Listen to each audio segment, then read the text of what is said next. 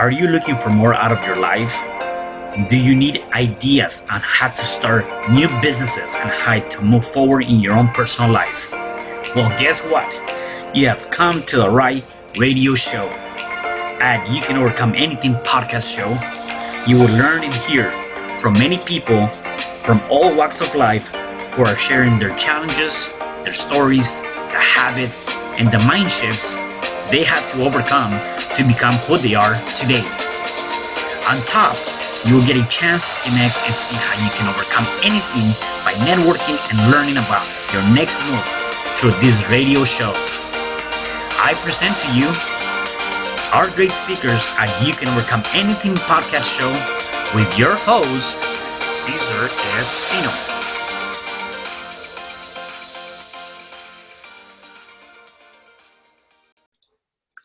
Hello there and welcome back to another episode of You Can Overcome Anything podcast show. It is your host, Cesar Espino. And today I have a returning guest and a special guest by the name of Ryan Block. Hey, Ryan, how are you, brother? I am doing well, Cesar. How are you this morning? I'm doing good.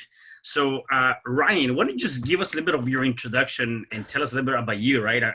I'm so glad to have you back, and definitely you have so much going on and so much energy too and positive vibes. So tell us a little bit about you.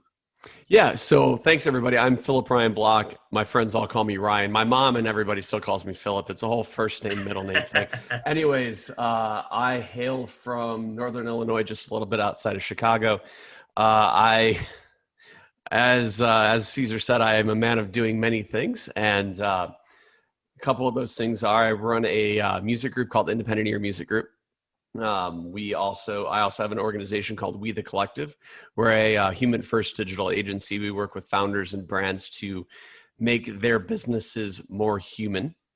In addition to that, I am a project manager for a new organization called Digital Squares.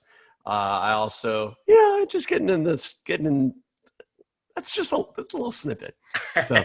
Yeah, no, definitely. One thing that I like, the Influence Hustle magazine and Disrupt magazine, they see you as a serial entrepreneur. And the one thing that they both have in common is that you follow your dreams until they become true. So I want to kind of touch base on that because I think that that's a very important aspect, specifically nowadays when, sometimes we're looking at, well, I have this dream, I have this idea, I want to do something. And then we get discouraged, right? Or we have this self-talk where we tend to talk ourselves out of doing something that we know might very well serve us in the near future, yet we tend to just step back. So how do you do it? Like, obviously, you're going after your dreams. I know for myself, it hasn't been an easy ride for the last couple of years, specifically the last year. And so I would say there was times that I wanted to throw in the towel. I just wanted to kind of cuddle and cry and run away kind of thing because it happens, right? Mm-hmm. Yet I didn't give up. So how do you do it or tell me more about that? You had to hit with those deep introspective questions right off the bat. You don't give me any time to just get into the flow. I'd lie if I say I don't get discouraged, right? I mean, I think anybody who has the mindset of creating greatness, right, goes through discouraging moments, right? Because you have to understand the dichotomy of both sides, right? The how one is a necessary component of the other. Mm-hmm. And for me, it's a lot of mindset. And I've gone through a massive change in the last 18 months. And it's been... I will say this. My change really started in about August of 2019. To give a little bit of context, I'm a believer that not speaking for other people, that I am a person who is destined to do many things and many things great. Now, I do also believe that there are people who are destined to do one thing and one thing great, and both need each other to survive, right? So, back from 2018 or so to 2019, I was working with a plastic surgeon doing marketing, right? And it was a toxic environment, right? So a lot of kind of where I've been at is a focus on culture, right? So I'll keep coming back to that. And I remember probably the first part of August, maybe late July of 2016, or I'm sorry, 2019. I had written it in my journal similar to this one, right? I'm like, all right, I've got to be out of this place in 4 weeks. I went and spoke at a music conference about a week and a half later. I came back the following week or the following Monday after that music conference. I mean, it was glorious, right? 4 panel appearances in 3 days, traveling from Chicago to New Orleans and back after missing a flight and all this other stuff. So it was just constant movement. And so we ended up, I just sat at my computer, right? Everybody knows those days when you're just thinking, yeah. Not just even thinking, right? Just experiencing what it's like to where you know in your heart of hearts it's not where you're supposed to be. Yeah. But then there's that innate fear that exists in many of us. I'm not going to say it exists in all of us because it's a fear that I'm trying to work on removing from my existence. But we get into that mode like I've got kids, I have to support the family, like I've got things that I have to do. And so to top that off, in the midst of that process, I was also working on getting out of a toxic personal relationship. And so I was listening to a podcast that day. I remember it was like it was yesterday. It was August 26th of 2019. I was listening to a podcast, Lewis Howe's podcast, The School of Greatness, right? It was his interview with Kyle Cease, where Kyle talks about, it was shortly after the book had came out, The Illusion of Money. And that podcast episode changed my life because the way that he was talking about his relationship with money was explaining my entire toxic background with money. I grew up in a family where scarcity was in abundance. And it's just odd because scarcity and abundance are like oil and vinegar. They really don't get, or like oil and water, they really don't mix. And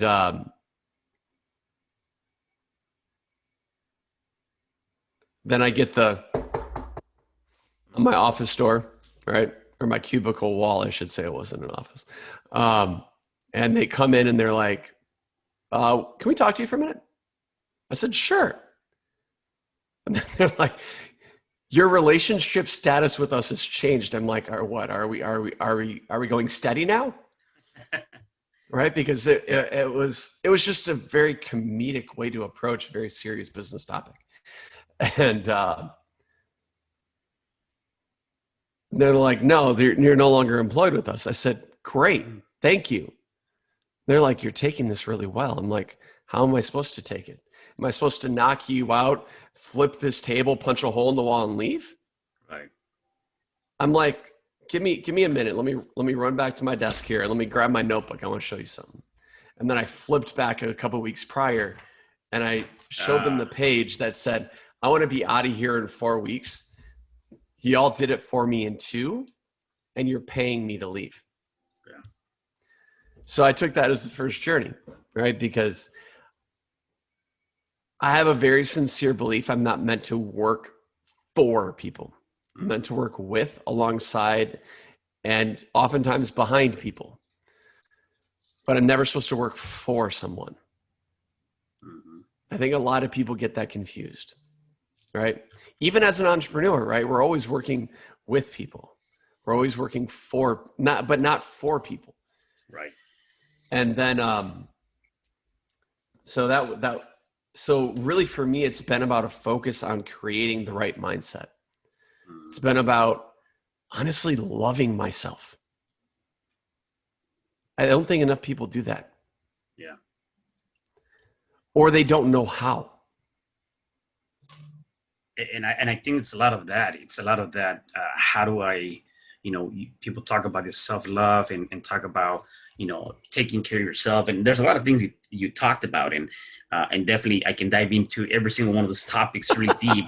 Definitely want to highlight those things, right? I think the mindset, as you mentioned, is huge. And as a matter of fact, you have a podcast that focuses on mental illness and that health journey and that people come to your show and talk about that, because again, it's a huge thing, right? I love the African proverb that says, if there's no enemy within, there's no enemy outside that can do you no harm. Our biggest battles and wars are not the ones taking place in the back east or in the back of our yard. It really is happening in our head, right? And when you're able to really settle those arguments within yourself, I believe that you can definitely do great things. And there's so many different times, like I'm even, as you were talking about just sitting in front of your computer and thinking like, I'm not where I need to be. I should be way more ahead, or I should be doing this or that. It's crazy in my aspect. Yeah. Right. And it's not a matter of I should be so much further ahead, right? Because that's a matter of comparing yourself against a time and a place that doesn't exist, right? That's a good point. Yeah. So it's a matter of where I'm at, where I was at then is not where I should have been. It served a purpose to get me to a position, to gain me knowledge, to gain me experience, but it's not where my life was supposed to be. Like it wasn't going in the direction that my life was intended to go in. Got it. Yeah. And you know what, going into that topic too, what is your belief when it comes down to everything happens for a reason, or also the belief things are happening for you, not to you? I think things are happening with you. I never heard it from that perspective. Yeah. And this is why, right? So we always know that the universe is working for us, right? However, that only goes so far as our own work for us, right? So and my thesis on that statement is, you wake up in the morning, you're like, oh man, today is really a shit day. You wake up to a text message or a client leaves and you're like, fuck. And then all of a sudden, you're faced with a decision, much like all of us are on every single day. You're faced with the decision to perpetuate that, oh man, that fucking sucks. Yeah, I had to break the curse binder. Yeah, definitely. Tag for sure. On that. Tag that. Checked off. So you wake up and you have the ability to make a choice that, okay, while bad things happen, bad things can perpetually happen, but so do good ones. So if you understand while that was a negative moment that occurred, you have the choice to perpetuate it or to stop it. So this is what I say when I mean when the universe is working with you and you're working with it, because your actions also determine your outcomes. Because if you never act, yet the universe is conspiring with you, it's going to conspire with you regardless, whether positive or negative. Right? Because if you have oh man, today was a bad day. Guess what? It only is going to get a bad day. You can't ever have a good day by thinking it's going to be a bad day. Yeah. Yeah. And that goes back to the idea that I have, and I was thinking about this a couple of weeks back, and that's the decisions and choices that we make today will determine the quality of life that we have tomorrow. And sometimes I believe, at least for me, I'm not saying everybody, we get hung up on not really thinking about what am I doing today, or what decision am I making today, or what is the choice that I'm making, and I started telling myself, whatever that might be, I need to recognize that whatever decision I'm making right now, it's going to determine my quality of life. And I know that for a fact, because I made some decisions in the past that took me to a path that there was a lesson that was extracted for sure. I learned something from that. However, I always tell people that if you feel like you made maybe a decision or something that is not giving you what you want, or you're not getting that information, then you have to pivot immediately and make another decision. Just don't get hung up or lost in translation or down during that down moment, right? And so, yeah. It's one of those things that people they can just get so hung up on the result of a choice that they haven't even made yet. Yeah, right. And don't get me wrong, I was like that for a very long time, and hell, I still have moments when I am like that, right? So to fast forward a little bit. So as I mentioned earlier, I run a music company called Independent Ear Music Group. We've gone through a lot of changes. I've owned it. I've operated it now for 10 years. Wow. Nice. And I mean, it's one of those things where I have contemplated walking away from it countless times, but it is one of those things that is just ingrained into my DNA. I cannot. And then on top of that, I run an organization called We the Collective. And then, as you mentioned, I have the podcast and I'm doing all these things.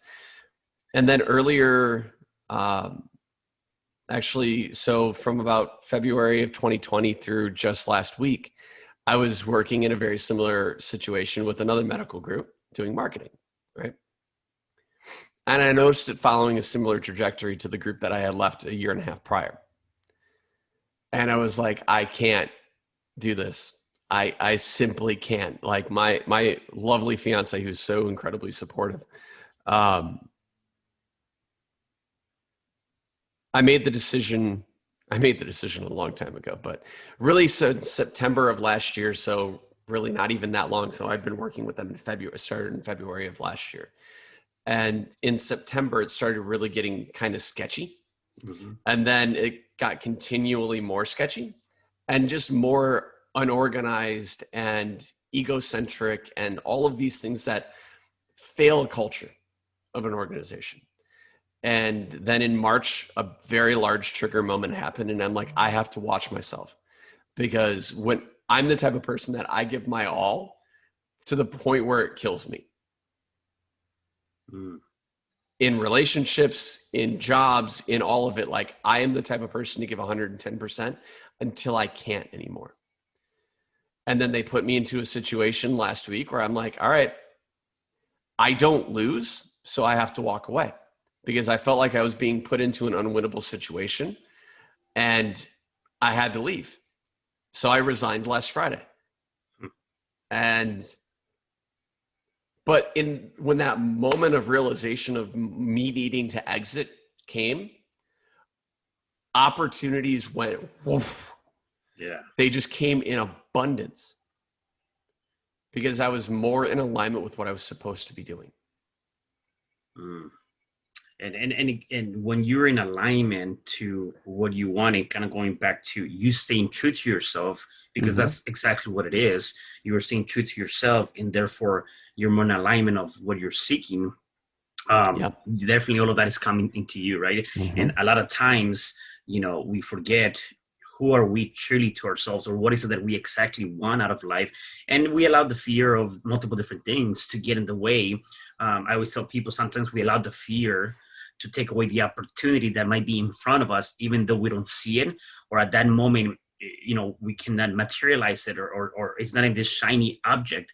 Yet I like what you've talked about in my comments here. You gotta stay true to yourself, and by doing so, then you can focus on changing you and others in the world and making that impact, right? And don't get me wrong, that's not supposed to be everybody. Right. And that's okay.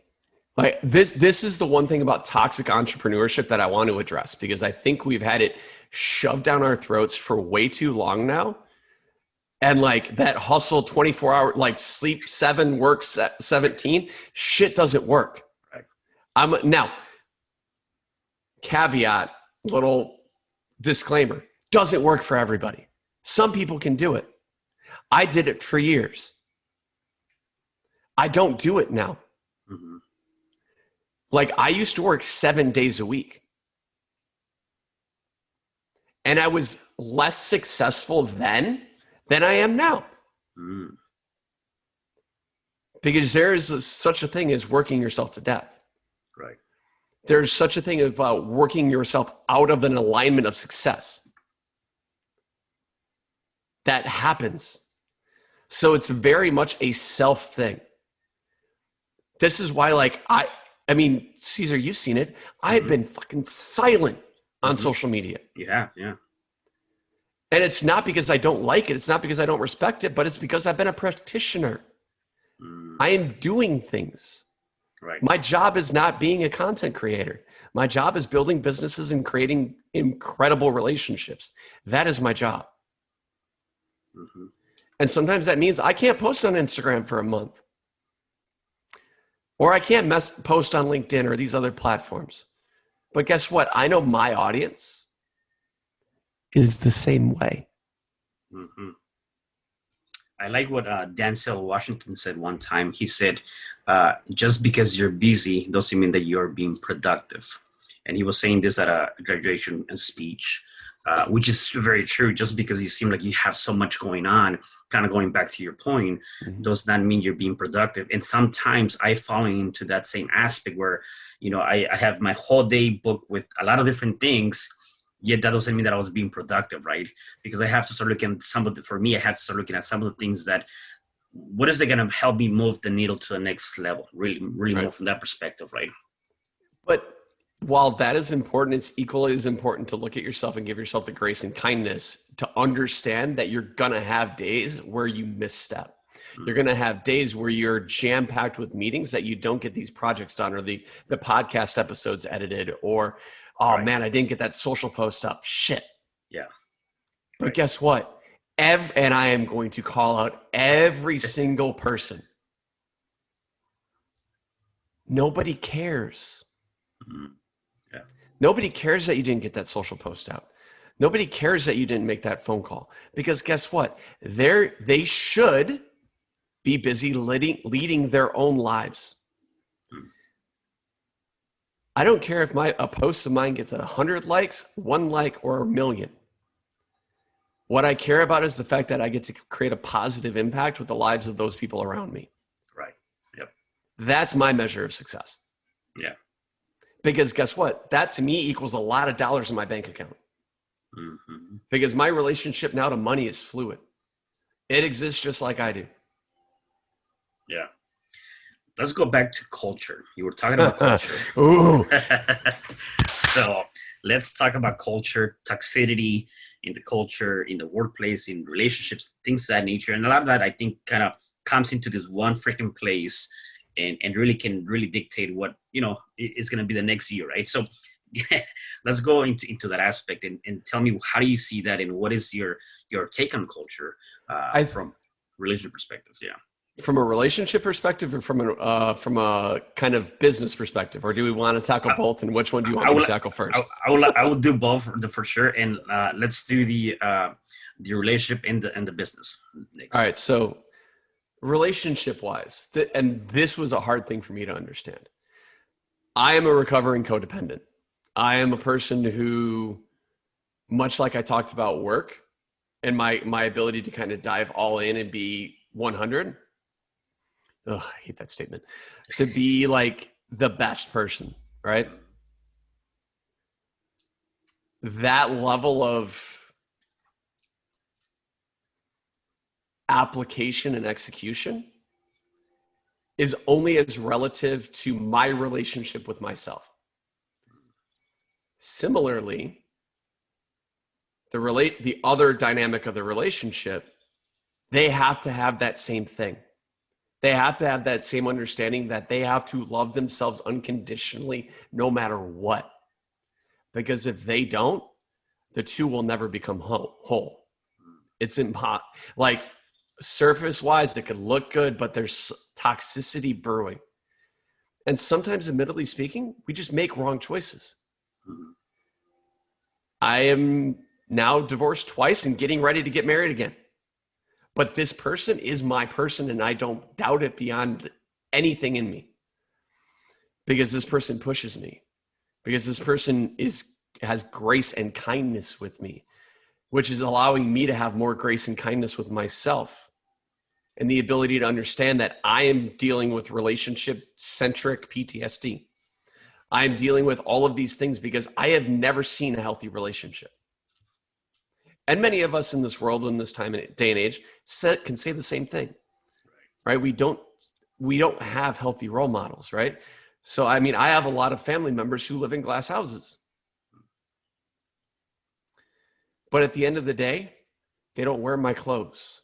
They don't pay my mortgage. They don't do any of those things because they're not me. So when it comes to toxicity in a relationship, we all know when it's there. We all know that it exists. But many of us are so fearful of either addressing it or having addressed it so frequently to the point where we are feeling dismissed that we have to then that fear of how do we exit it, right? Because there's always collateral damage. Right. always. And it's a matter of like, the collateral damage was getting bigger and bigger and bigger and more impactful, that if I didn't exit, I was going to end up in a place where I was drinking a bottle of bourbon every other day, where I was going back, where I would go back to these toxic crutches within myself that would have impeded my ability to create success and happiness inside of me. Yeah. Now,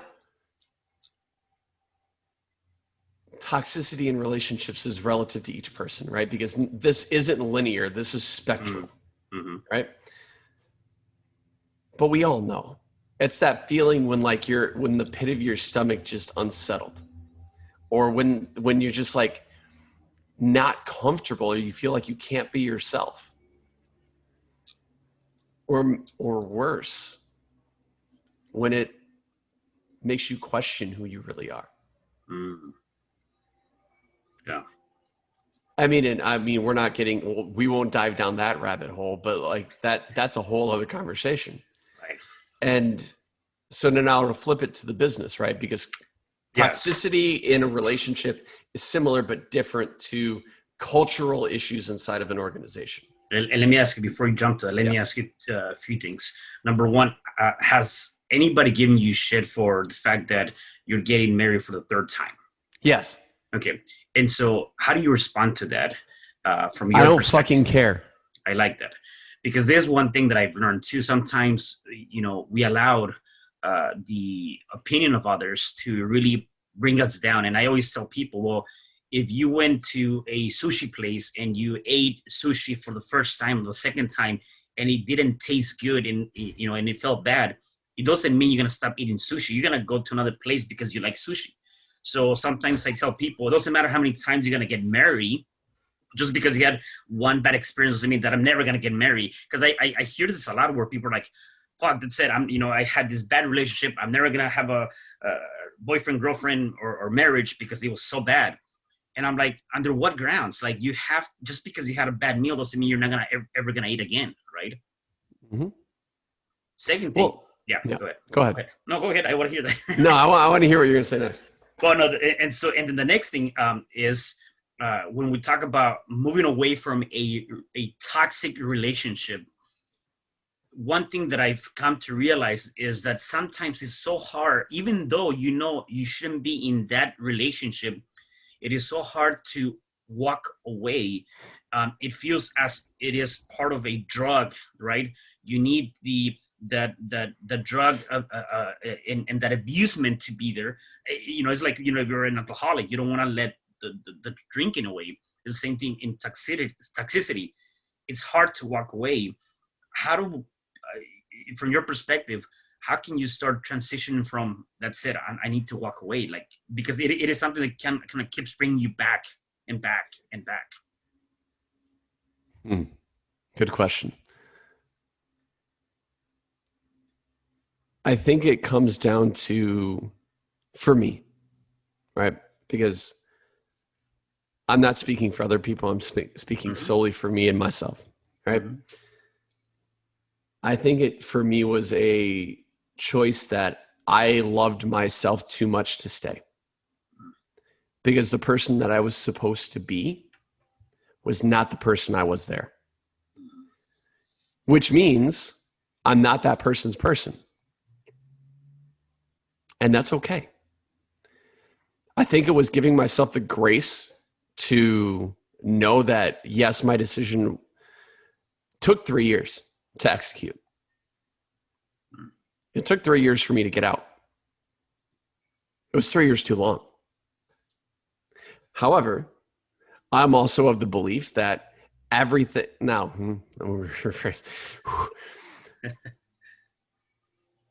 that choices happen in the time that they're supposed to, even if you're not ready for them. Right? Meaning you have to put pieces in place in order for that a transition of that magnitude to be able to actually happen. Now,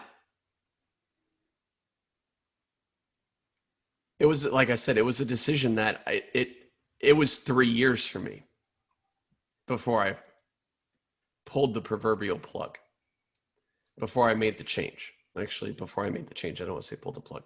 It's negative connotation and bad energy, and I don't want any of that. Yeah. Before I had to make the change for me. And it was a decision I made solely, primarily for me, but also for the health and well-being of my children. Because not that it was, and that's where I'll leave that. Yeah. Okay. So now talk about the business aspect, the cultural aspect, and the toxicity and all that stuff. Yeah. We all know what that's like.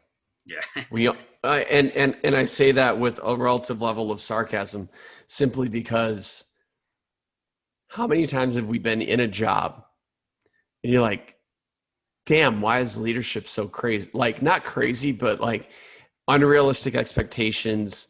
They're wanting top level communication, but giving you bottom barrel in return. It's the fact that respect is mutual, but respect is earned, right? On both sides of the coin, from employer to employee and employee to employer. It's got to be that way. And oftentimes it's not. This is why nobody wants to go back to work. Let's talk about that elephant in the room.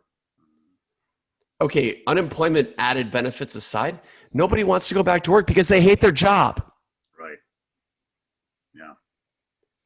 This is why we're not going back. This is why this is the new renaissance. Because people are actually doing shit they love. Because now the fear is gone. Right? So if you can see for yourself that same feeling that you have when you're in a toxic relationship, you walk into your office and you're like, like if you had a hood, you'd pull your hood over your head and you just kind of like, you don't speak up. You don't add context and you don't add value because you feel that your value is not being heard. And that happens. But we've been, again, trained over the last several generations that we have to punch the clock at 9 and we have to punch the clock at 5. Otherwise, we're not successful. That we have to do things that way. Simply because that was what we were told that we had to do. That's what we visioned growing up. Right? I mean, all right. I'm going to talk about the other elephant in the room. Yes, I understand that I'm a privileged white male. However, I didn't come from it.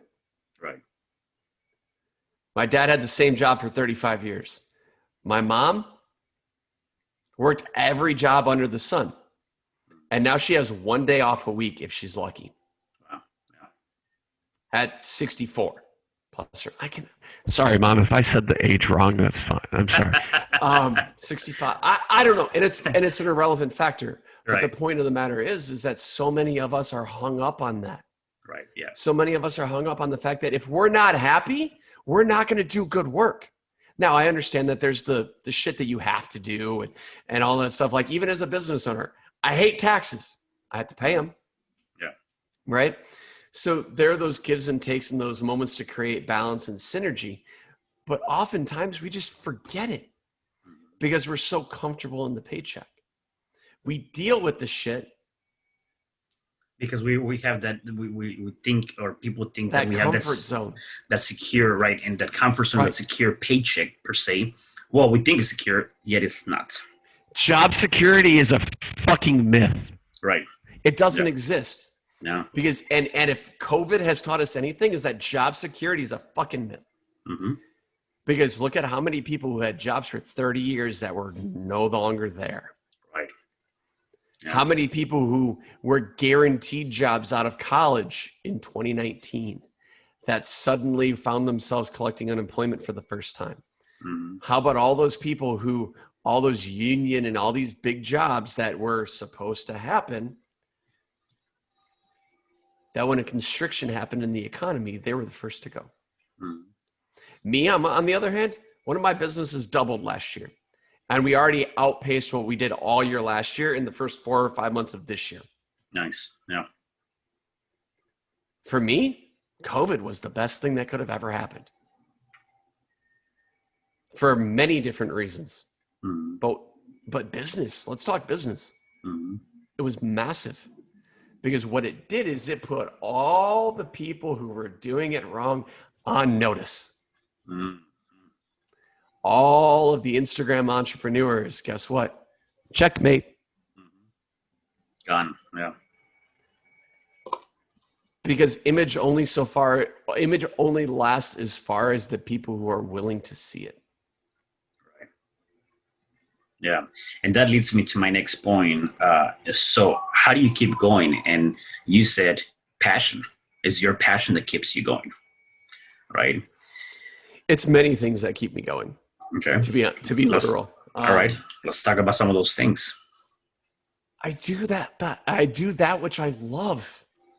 Is if you're not loving what you do, why the fuck are you doing it? Mm-hmm. 1. 2, I don't do it for now. I do it for legacy. Mm-hmm. I want to change this world, and I believe that I can. But I don't want to just change the world. I want to change the worlds of the people who are most important to me. Right. I want to be able to impact and create experiences that last forever. But also, I just love to work. Right? So for me, passion, yes, is obvious. You got to love what you do. But 2, you got to understand what your purpose is. That was my word for 2021 was purpose. And I still believe that it is. How do you find purpose in the mix of everything going on in your head and all these negative thoughts and not to get in the head? Because I think that's where a lot of people get hung up, right? It's like, man, like I know this might be my purpose. I'm not seeing it though. I mean, the answer is easy. The answer is the fact that people will find it when they're ready. Number 1. Number 2, it doesn't happen at the same scale for everybody, right? It doesn't happen at the same time for everybody. It doesn't happen in the same frequency for everybody. But it's understanding and the knowledge of it happens for you when you're ready to see it. How many of us have chased after something, forgetting the fact that it was sitting right here all along? How many of us have tried to do something that wasn't what we felt in our heart of hearts was what we were supposed to do? Or we've chased money so long, we forgot what the real meaning of life was. All of these answers are easy. It's just a matter of being able to take that next step, right? So if you don't know what your purpose is, it's because you haven't found it yet. Or it hasn't found you yet. Or you're needing to make a change in order for it to be accepted into you. But we've all been, many of us have been taught there's one systemic way to reach success. There's one systemic way to find your purpose, right? Mm-hmm. Let's go to school until you graduate high school. Let's go and get your degree.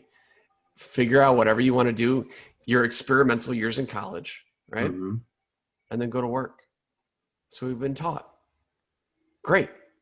To some people, that's exactly where they're supposed to be.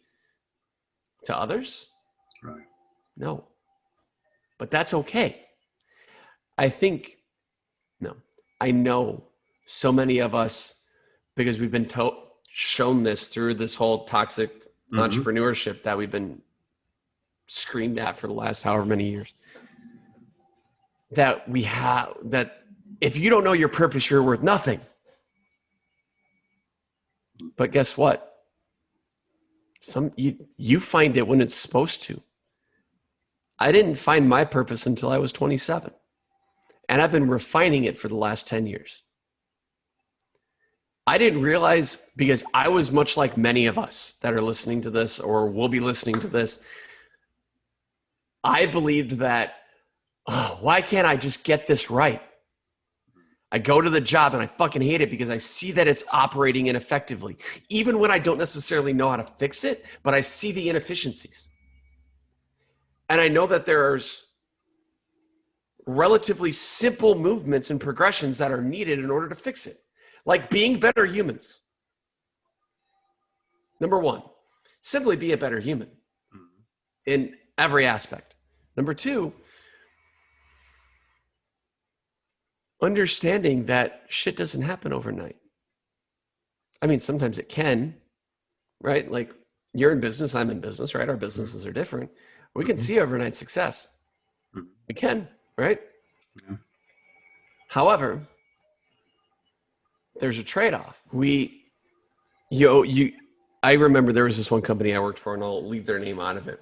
It was a family, kind of a larger family-run organization, but it was just the leadership was wrong. The way that they treated their staff was wrong. I didn't know necessarily how to fix it, but I knew it was wrong. And then they fired me. I'm like, great, bye. And then I've had other moments where it's like this, like the most recent company I left. I'm like, one singular change fixes all of the problems. I saw it. They weren't willing to accept it. So I said, in order for my career to continue at the success trajectory I'm building, I have to leave. It's no ill will. I don't have any negative things to say. It was time for me to go. I just think so many people fear the going. And that's okay. To an extent, as long as you don't kill yourself for it. Right. Yeah. What has been one of your major challenges that you have overcome up to this point? I knew that question was coming. It's the name of the show. It has to come. I think it's twofold for me.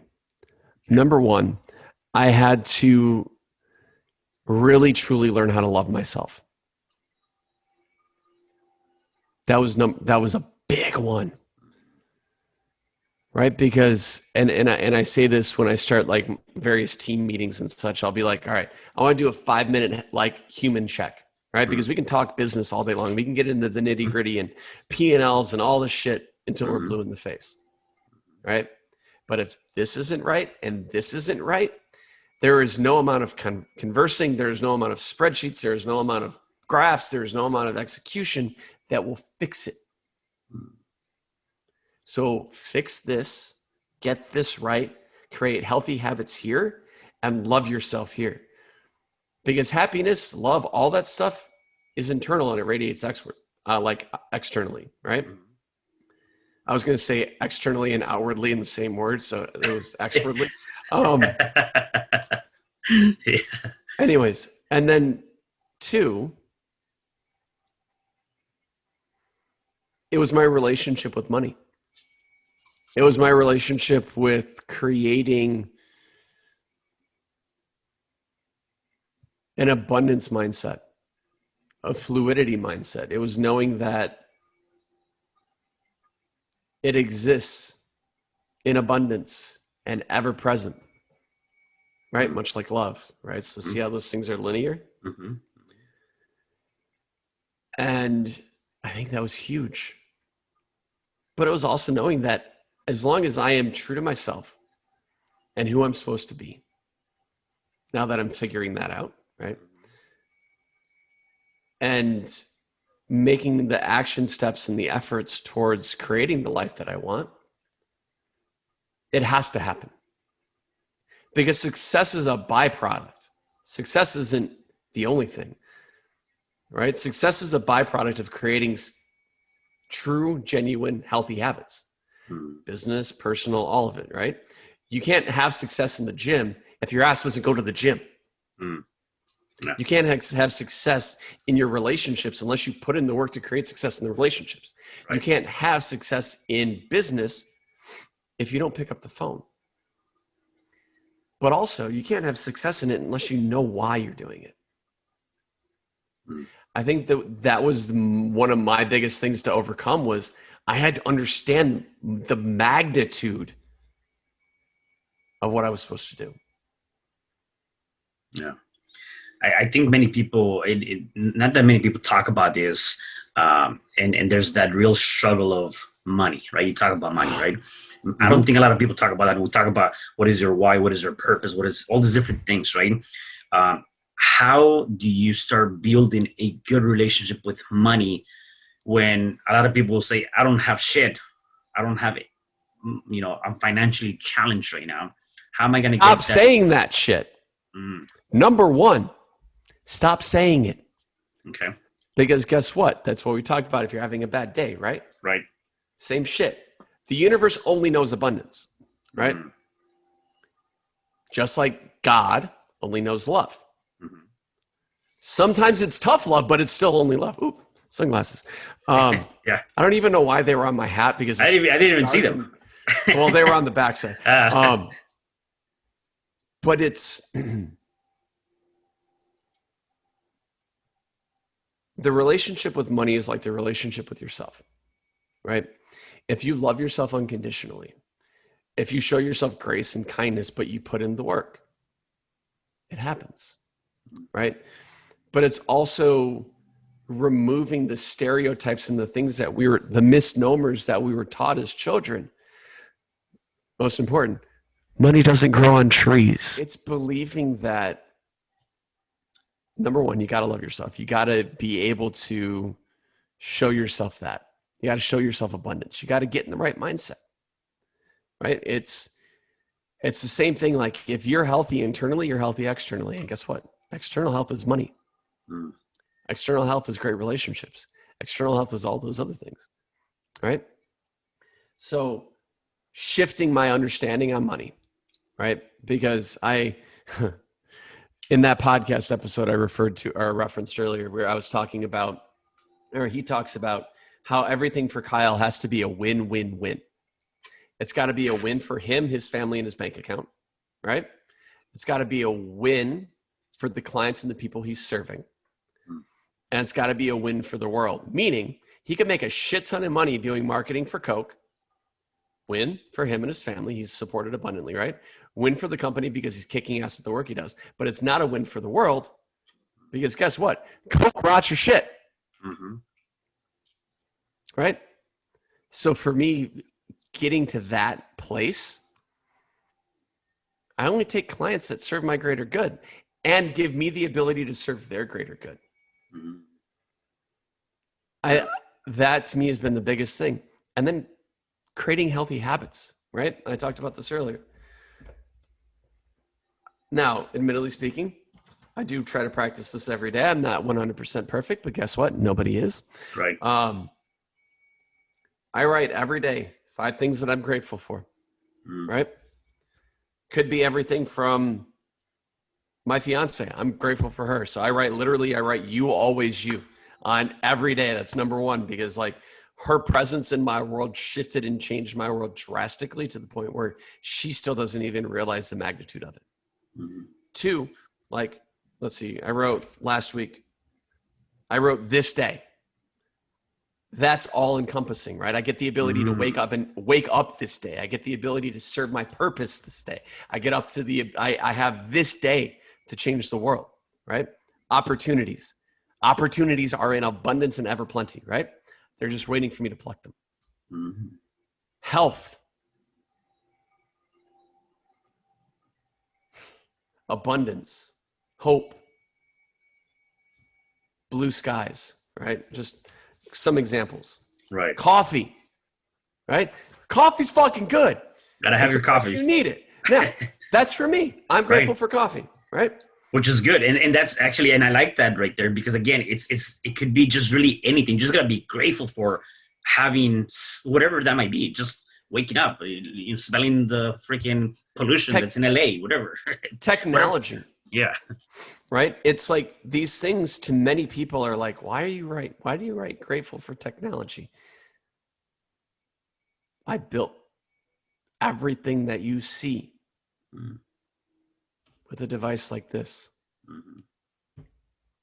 And not just because of the device, but because I know its power. I know what these networks have the capability of doing. right? Because it's like Uncle Ben said to Peter Parker, right? And we all remember this line, all my fellow comic book nerds. Yeah. With great power comes great responsibility. Right. And I think a lot of us fail to see the power that we have. Whether it's social media, whether it's with our business, whether it's with ourself. Mm-hmm. That's a very introspective statement that has stuck around with me since I was a kid. Yeah. And I think I'm still finalizing the understanding of the depth of it. It's huge. Definitely, it is huge. Yeah, I like that. Definitely. Ryan, so if people wanted to connect with you, where can they find you? Oh man, that's a good question. Facebook. I'm not. Wow. Why was Facebook my first go-to? I don't know. So, I thought it was Instagram. Ignore that. Instagram is number one, right? I mean, not number one. They all exist in a linear format. They're just there. Yeah. Instagram, at Phillip Ryan Block. Philip with 2 L's. LinkedIn. Working on LinkedIn. Heavy. Mm-hmm. Also, this is actually the first time I get to announce this, and I'm fucking excited. Nice. You can now text me. I joined Community a few weeks ago. And so text me. Literally, you can text me and I respond back.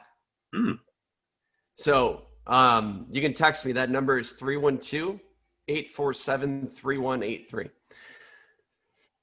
So, I mean, text me. Yeah. Challenge. Do it.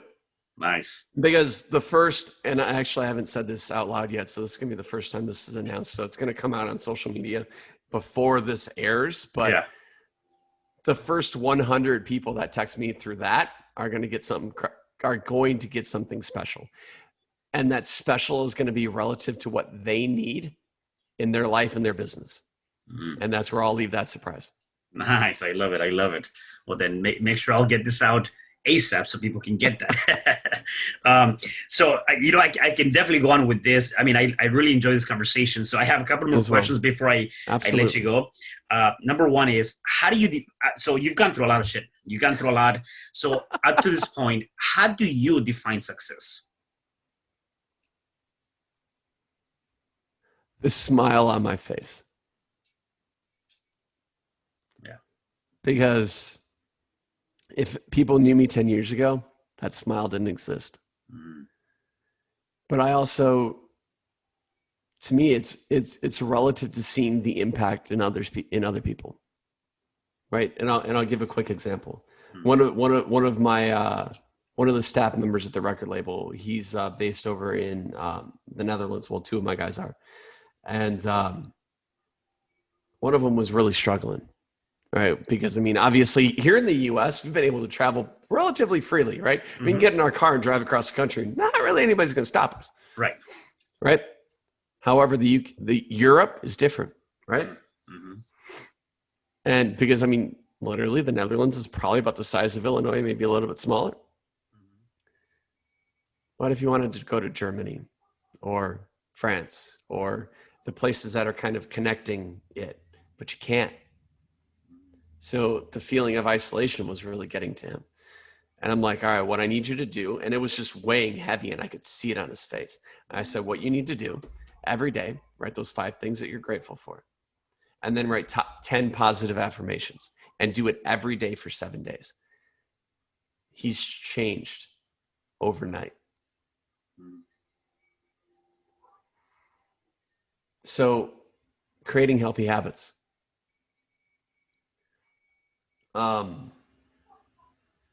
Yeah. And that leads me to actually my next question. And we've already talked about that. And what I want to know is, what are some of the things you do on a day-to-day basis? We've talked about you do your journaling to an extent. You're doing your what you're grateful for. What other things do you do on a day-to-day basis to keep you in this positive mindset and keep you moving forward? Work. I mean, it's got to be work, right? Because you can't get anywhere if you don't put work in, and that's relative to business, relationships, all of it, right? Fitness, all of it. 2, I sleep. I don't think people value sleep as much as they should. 2, I stop.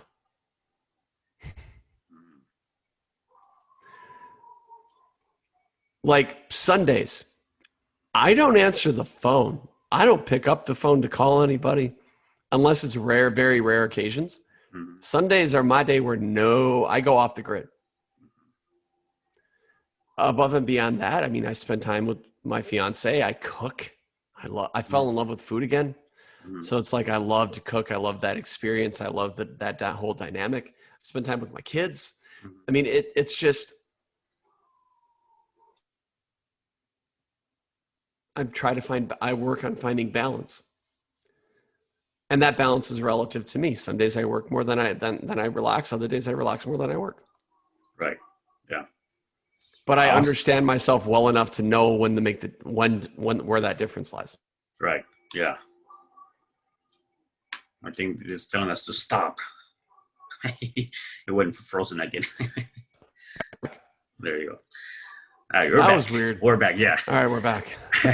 My last question for you is, for the people that are watching us and are listening to us right now, if they're going through any challenge, whatever that challenge might be, what is one thing you can say to them so they can start overcoming that challenge?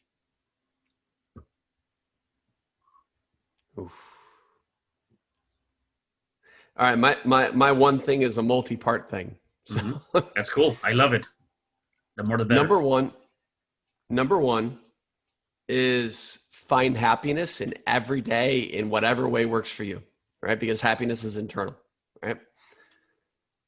Number 2, Number 2 is have fun.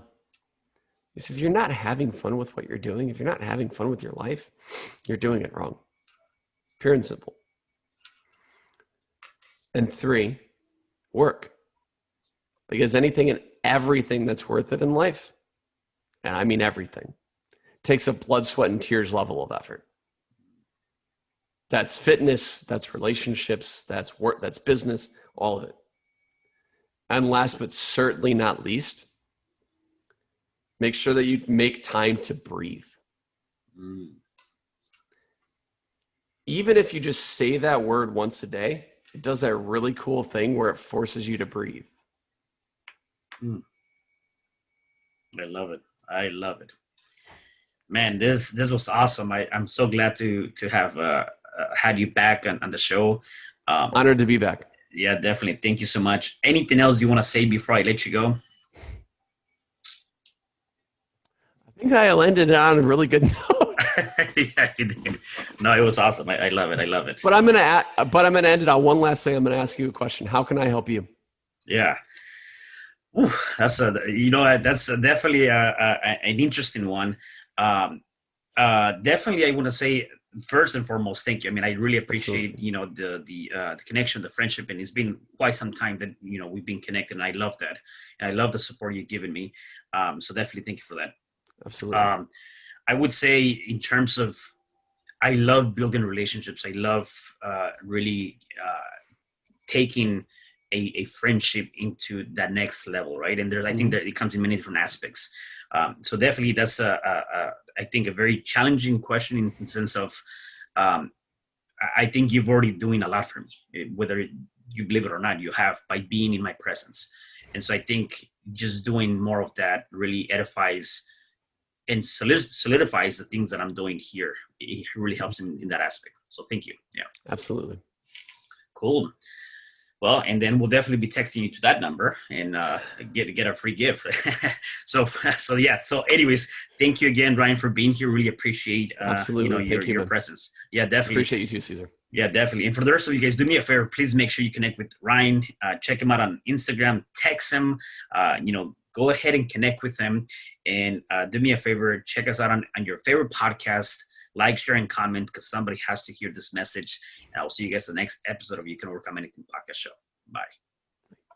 Hi, I'm Cesar Espino, real estate investor, business coach, and consultant, and author of the book, You Can Overcome Anything Even When the World Says No. My number is 424-501-6046. In my book, I talk about making the necessary changes to shift your mind for prosperity and certainty. Pick up your copy at Amazon. I also love helping families with their real estate and can purchase your house fast and all cash. Follow me on Instagram, Facebook, and LinkedIn. My number is 424-501-6046.